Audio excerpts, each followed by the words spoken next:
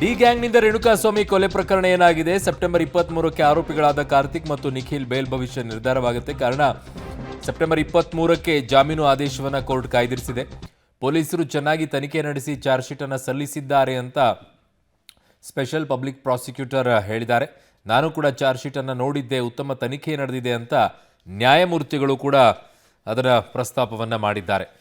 So ಇದಿಷ್ಟು ವಾದ ಪ್ರತಿವಾದಗಳು ಏನಿತ್ತು, ಜಾಮೀನು ಆದೇಶವನ್ನು ಈಗ ಕೋರ್ಟ್ ಅಂತೂ ಕಾಯ್ದಿರಿಸಿದೆ. ನನ್ನ ಸಹೋದ್ಯೋಗಿ ಈಗ ಕ್ರೈಮ್ ಬ್ಯೂರೋ ಆಗಿರುವಂಥ ಮುರಳೀಧರ ಇದ್ದಾರೆ. ಮುರಳಿ, ಈಗ ಜಾಮೀನು ಆದೇಶವನ್ನು ಕಾಯ್ದಿರಿಸಿದ್ದಾರೆ ಅಂತ ಹೇಳ್ತಾ ಇದ್ರಿ. ವಾದ ಪ್ರತಿವಾದಗಳು ಪರ್ಟಿಕ್ಯುಲರ್ ಆಗಿ ಇದರಲ್ಲಿ ವಾದ ಪ್ರತಿವಾದಗಳು ಬಹಳ ಇಂಪಾರ್ಟೆಂಟ್ ಆಗುತ್ತೆ. ಹೇಗಿತ್ತು ವಾದ ಪ್ರತಿವಾದ ಅಂತ?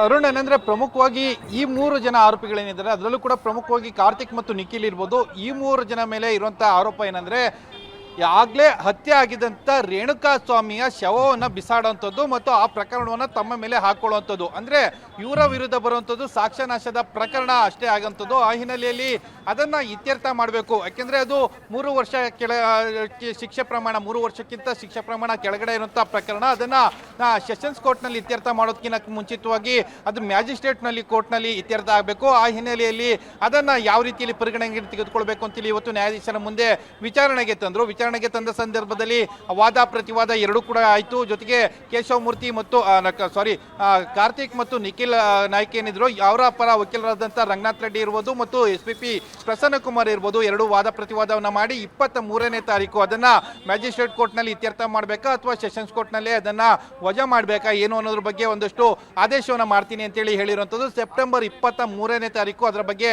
ಆದೇಶ ಬರುತ್ತೆ. ಜೊತೆಗೆ ಇನ್ನುಳಿದಂಥ ಆರೋಪಿಗಳು ಬೇರೆ ಆರೋಪಿಗಳು ಯಾರು ಜಾಮೀನಿಗೆ ಅರ್ಜಿಯನ್ನು ಸಲ್ಲಿಕೆ ಮಾಡಿದ್ರೆ ಅವತ್ತು ಆ ಜಾಮೀನಿನ ಆಕ್ಷೇಪಣೆ ಮತ್ತು ವಾದ ಪ್ರತಿವಾದವನ್ನು ಕೂಡ ಅವತ್ತು ಹೇರನ್ನ ಮಾಡುವಂಥದ್ದು. ಅರುಣ್. ಓಕೆ ಮುರಳೀಧರ್, ನಿಮ್ಮೆಲ್ಲ ಮಾಹಿತಿಗೆ ಧನ್ಯವಾದಗಳು.